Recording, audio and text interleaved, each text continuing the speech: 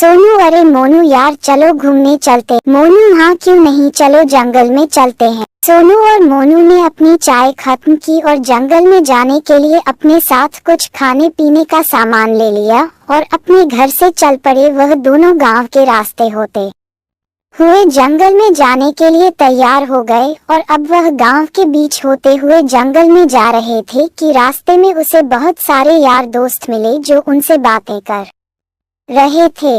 अब दोनों गांव के रास्ते होते हुए जंगल की ओर बढ़ रहे थे। गांव से जंगल का रास्ता बहुत लंबा था। रास्ते में उन दोनों ने गांव में अपने मित्रों के साथ जो बातचीत की उसे पर बात करते हुए वह आगे चलते रहे और अपने काम और बिजनेस के बारे में बातें करते हुए जंगल के किनारे जा पहुंचे। किनारे खड़े होकर आप जंगल को एक नज़र से देख रहे थे। जंगल की हरियाली और सुंदरता को देखते हुए दोनों बहुत खुश हुए और एक दूसरे से बात करते हुए अपने अपने विचार रख रहे थे और कह रहे थे कि इतना सुंदर जंगल बहुत दिन हो गए थे देखे हुए। शहर में तो हमें कुछ भी नहीं दिखाई देता, वही धूल मिट्टी और पर्यावरण में इतना प्रदूषण है कि सांस लेना भी मुश्किल हो रहा है। साथ में ट्रैफिक का बुरा हाल है। अपने काम धंधों से फुर्सत ही नहीं मिलती। आज फुर्सत मिली है हमें जंगल की सैर करने के लिए, तो चलते हैं। चलो आगे बढ़ते हुए और दोनों जंगल में जाने लगे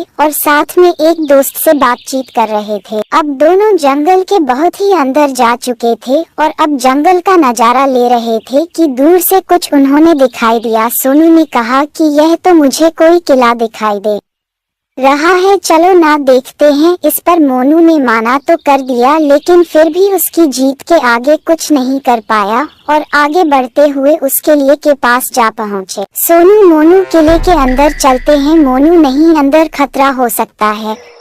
अरे मोनू, कुछ नहीं होगा, चलो। सोनू कहता है, मोनू हम तो किले के अंदर फंस गए। मोनू, घबराओ मत, बाहर निकलने का कोई और रास्ता तो होगा। किले के अंदर रहते चलते मोनू को एक जादुई किताब मिलती है। उसने किताब खोल ली तो उसके अंदर से जादूगर निकलता है। जादूगर ने कहा, मैं इस किले का रक्षक हूँ।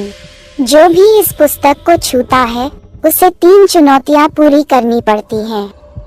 अगर तुम तीनों चुनौतियों को पार कर गए तो मैं तुम्हें बाहर जाने दूंगा। पहली चुनौती थी एक विशाल राक्षस से लड़ना। मोटू ने अपनी ताकत का इस्तेमाल किया और उसने राक्षस को हराया। दूसरी चुनौती थी एक अंधेरे कमरे में से सही दरवाजा ढूंढना। पतलू ने अपनी बुद्धिमत्ता से सही दरवाजा खोज निकाला। तीसरी और आखिरी चुनौती थी एक मुश्किल पहेली का जवाब देना। इस बार दोनों ने मिलकर सोच विचार किया और पहेली का सही जवाब दिया।